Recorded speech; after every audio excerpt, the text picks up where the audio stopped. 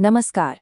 आज हम राजस्थान के हनुमानगढ़ में चल रहे एक जबरदस्त विरोध प्रदर्शन की बात करेंगे, जहां स्वास्थ्य सेवा की रीढ़ मानी जाने वाली महिलाएं अपने हक के लिए लड़ रही हैं। चलिए इस मामले को जरा गहराई से समझते हैं। एक प्रदर्शनकारी आशा सहयोगिनी के ये शब्द सुनिए।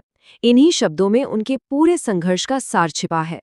ये कोई दया नहीं, बल्कि अपने हक की लड़ाई है। तो सवाल ये उठता है कि आखिर ये महिलाएं सड़कों पर उतरकर मांग क्या रही हैं? वजह क्या है इस प्रदर्शन की? देखिए, मामला दो बिल्कुल साफ मुद्दों का है। पहला, उनका कई महीनों का वेतन जो उन्हें अब तक नहीं मिला है, और दूसरा, जिस तरह से उनका काम का बोझ बढ़ रहा है, उसके हिसाब से उनके वेतन में भी बढ़ोतरी होनी चाहिए। चलिए अब आगे बढ़ते हैं और ये देखते हैं कि जब महीनों तक पैसा नहीं मिलता तो इसका असर उनकी रोज की जिंदगी और उनके परिवारों पर आखिर पड़ता कैसे है। ये सिर्फ बैंक अकाउंट के नंबर नहीं है, ये सवाल है अपने परिवार का पेट पालने का। हालत ये है कि घर का राशन उधार पर चल रहा है और बच्चों के स्कूल की फीस तक बकाया है।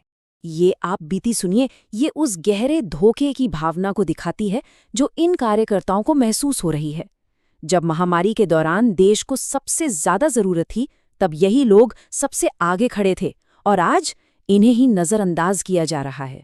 और अब जरा इस बात पर गौर कीजिए, ये सवाल सिर्फ एक सवाल नहीं है, ये उस भावनात्मक बोझ को दिखाता है जो इन महिलाओं को हर रोज झेलना पड़ रहा है। सोचिए, एक माँ के लिए इससे ज्यादा दिल तोड़ने वाला क्या हो सकता है। इस विरोध प्रदर्शन के पूरे वजन को समझने के लिए ये जानना बेहद जरूरी है कि आखिर ये आशा सहयोगिनियां हैं कौन और हमारे समाज में इनकी भूमिका कितनी अहम है। तो देखिए, आशा सहयोगिनी यानी एक्रेडिटेड सोशल हेल्थ एक्टिविस्ट, ये वो सामुदायिक स्वास्थ्य कार्यकर्ता हैं जो असल में ग्रामीण लोगों और भारत के पब्लिक हेल्थ सिस्टम के बीच की सबसे पहली और सबसे जरूरी कड़ी हैं। सरकार की योजनाएं इन्हीं के जरिए जमीन तक पहुंचती। और जरा इनके काम का दायरा देखिए।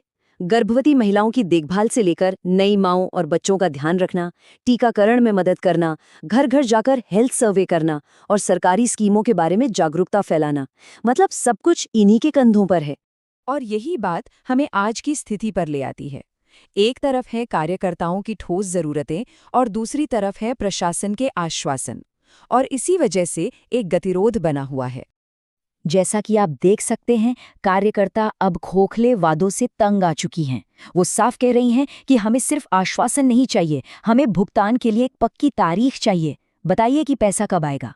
उनका इरादा बिल्कुल साफ है और उन्होंने चेतावनी भी दी है कि अगर जल्द ही कोई हल नहीं निकला तो ये विरोध सिर्फ जिला स्तर तक सीमित नहीं रहेगा, इसे राज्य स्तर तक ले जाया जाएगा।